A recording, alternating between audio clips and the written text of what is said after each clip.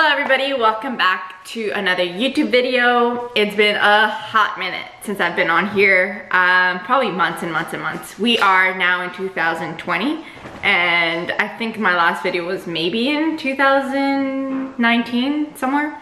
All to say is that it's been a long time and just a lot has happened and I haven't picked up my camera in a while. But here I am today because we are in quarantine. So for those of you who have no idea what I'm talking about, which I'm pretty sure everybody would know because this is affecting the entire planet, is we all have to stay home for the next 14 days for, you know, this whole COVID-19 virus going on around the world. So I'm stuck at home and I was like, you know what? I finally have a lot of time to do some more YouTube, be, you know, on my YouTube game, my Instagram game, my social media game. So why not give back to the community now that I have a lot of free time, because there's no traveling for work, there's no driving to work, there's all these little things that you cut out, even the gym's closed, so I got lots of time. So here we go. I'm gonna do a few videos that a lot of people have requested for. So here are the topics and they're all gonna be different videos.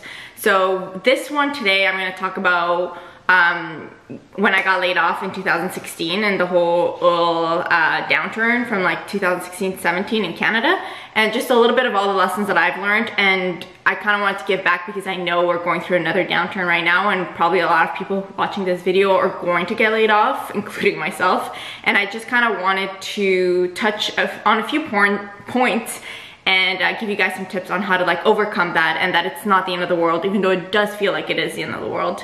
And then my second video, maybe I'm gonna do it with Tim, is gonna be on like money saving tips. So how to save your money depending on how much you make, how to allocate different expenses and how much you should be saving, how much you should putting away in like RSPs or 401ks and all that stuff. And not that we're any like financial advisors or anything like that, but we're gonna tell you guys what we've done and how it's worked out for us. And then I'm going to do a third video on, I don't even know. We'll see what happens. So let me get started with this one.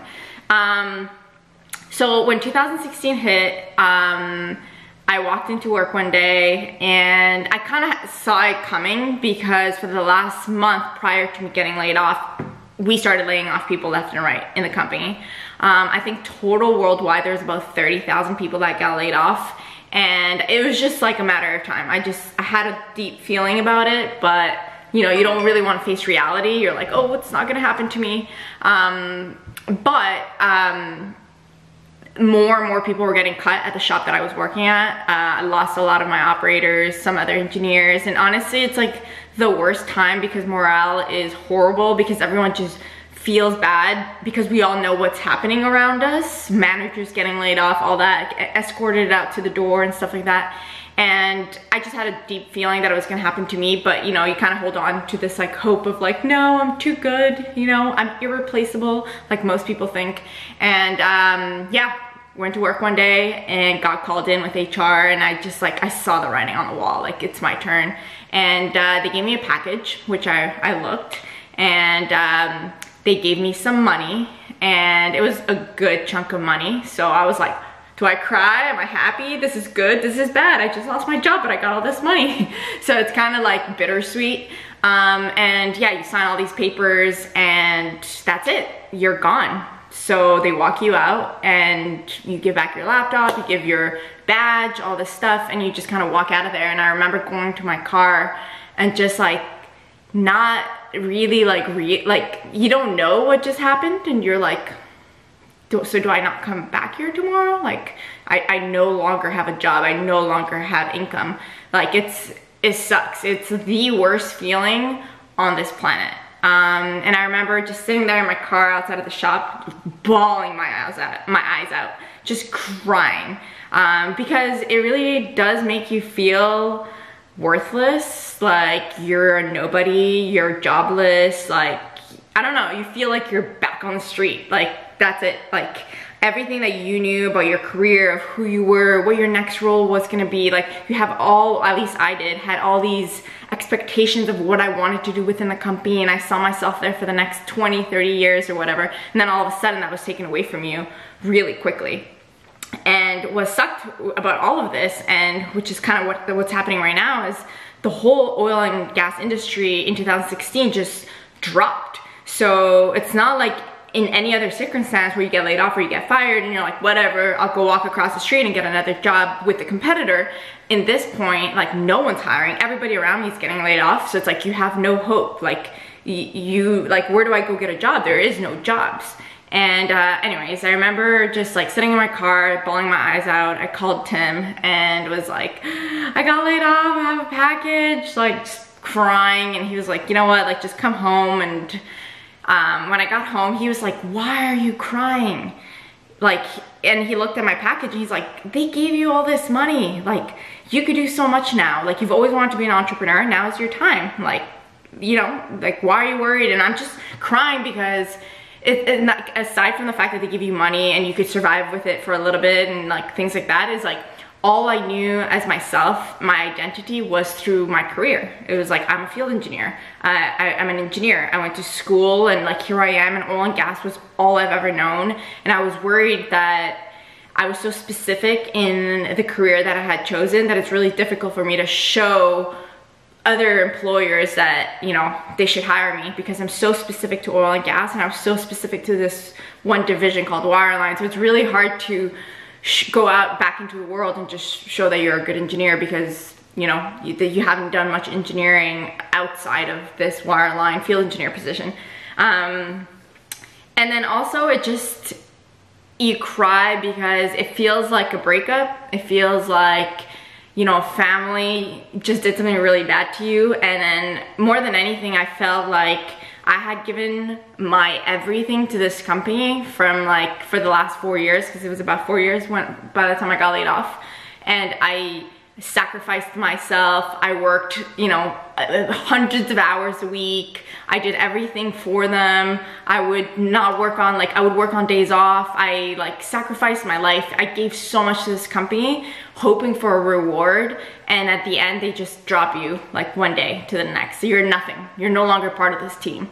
So that was a huge eye opener for me. And I think it's gonna be for a lot of people, because at the end of the day, like, you're just a number. And it sucks to realize that, but when you work for a big corporation or even a medium-sized one, you really are just a number. So that sucked. It was a lot of lessons learned.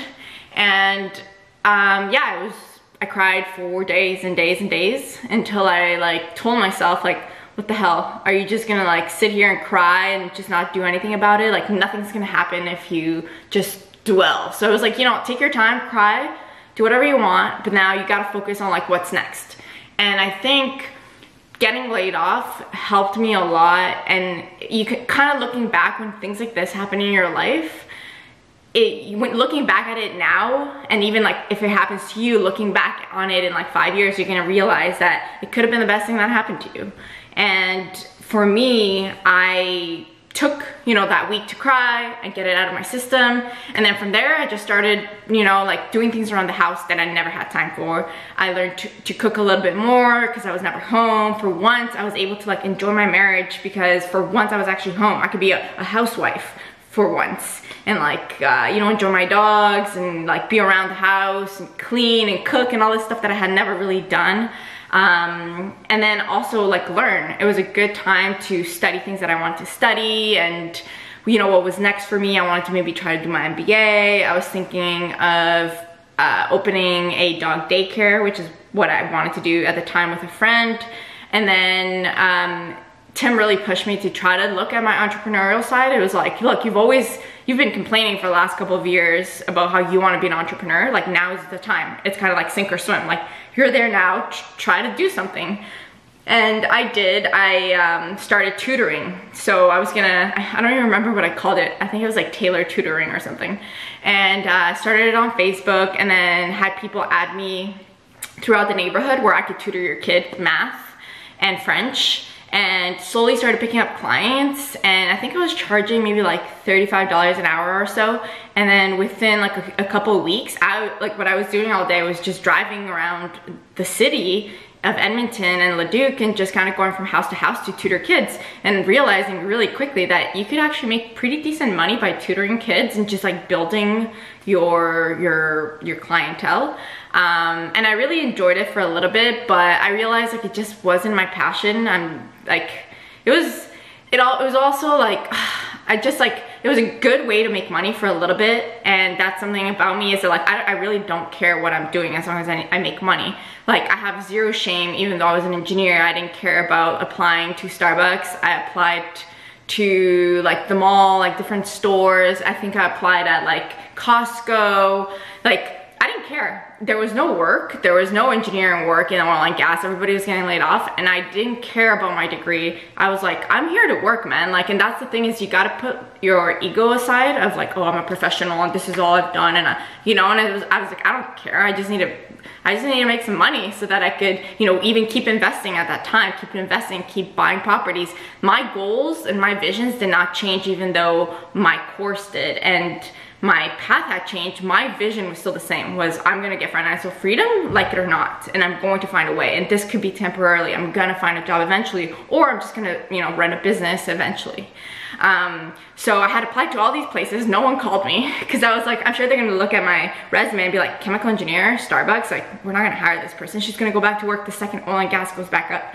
So didn't find a job, and about, I would say 2 months later, and I would say for the first month, I really did just enjoy my life. I went to the gym, I worked out, I worked on myself, I like worked around the house. We had just bought a house too, and a lot of the backyard had to be done, it had to be leveled, the grass, and I did all of that stuff. I was really keeping myself entertained, and then doing the tutoring and all that stuff.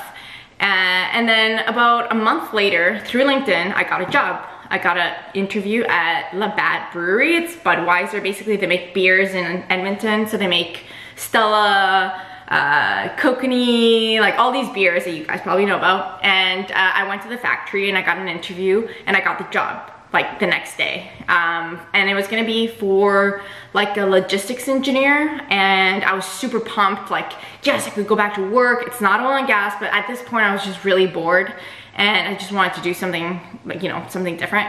So I went to work there, and it was really difficult because it was very different from what I was used to. I was used to being a field engineer where I was out in the field, no micromanagement. It was just me and my crew, and we would go out to the well, and I really enjoyed my life as a field engineer. And when I was here in the factory, I would compare everything to what I used to do. I was like, well, like, what do you mean you're not gonna pay for my cell phone? Like, they always paid for my cell phone. Or like all these perks that I took for granted at my old job was like, what, this is not standard? Like in oil and gas, we really have it really good. Honestly, you will only realize how good you have it until you lose your job. And even the pay difference was, oops, sorry, my camera moved. Even the pay difference was really different, but it was still really good, you know, considering I needed a job. And more than anything, I was like, you know what, I'll learn a new skill. It's a new industry, food, beverage industry, and I hated it. I hated it. I knew I hated it the next day. I remember sitting in my car when I would get to work and just like bawl my eyes out, like just hating going to work. And that's not something that I was used to. I used to love going to work. And it was really difficult, but at the same time, like, I just stuck with it. And because I mean, at the end of the day, I wanted to collect a paycheck, and until I realized what it is that I wanted to do. I had a lot of ideas of like opening a coffee shop, the dog daycare, starting a business with Tim. Like there was all these things that I wanted to do, but at the same time, I was just trying to figure out what I wanted to do. And even till now, like it's really difficult. Sometimes I don't even know what it is that I want to do. I haven't found my purpose in life. I'm still looking for it, and I'm 30. But all to say is that I really did not like that job. And I think I lasted there like 2.5 months or 3, and then the company that I used to work for called me back, and I was ecstatic. I was like, yes, I'll quit tomorrow to go back to work. So luckily oil and gas kind of had gone up a little bit, and they needed more and more people for the winter. So in total I was laid off for about 5 months.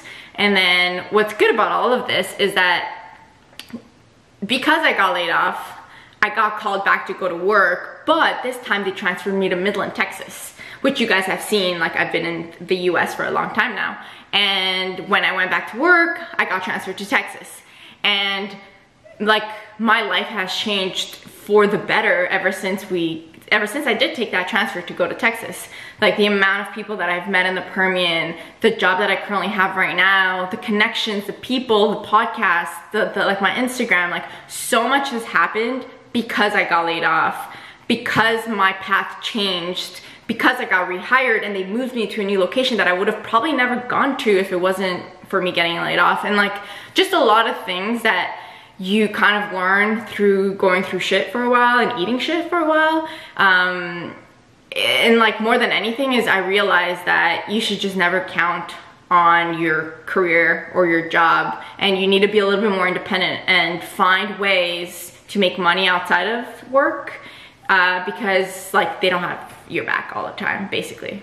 And for the longest time I was very naive. Coming out of school, I thought, you know, I wasn't a number. I thought you were irreplaceable, but you are replaceable.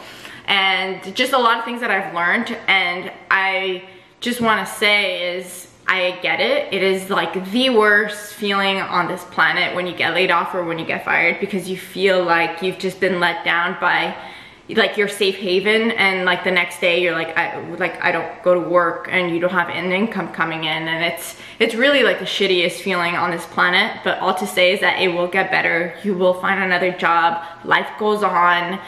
This is gonna happen more than once to a lot of people, and it's just, you gotta just roll with it. And you could feel sad for yourself for a while, like I did for a week, and just cry and frustrated at the world and upset that they would let me go, you know, compared to other people or whatever. But all to say is that life really always works out in a weird way. And even though at the time it feels like it's the end of the world, because to me it felt like it was the end of the world, I only knew myself as a field engineer and working for this one company. I've just learned to, you know, not be so dependent on a company, and because I think you need to learn to not define yourself through your career and like who you work for, but more on like who you are and what value you bring.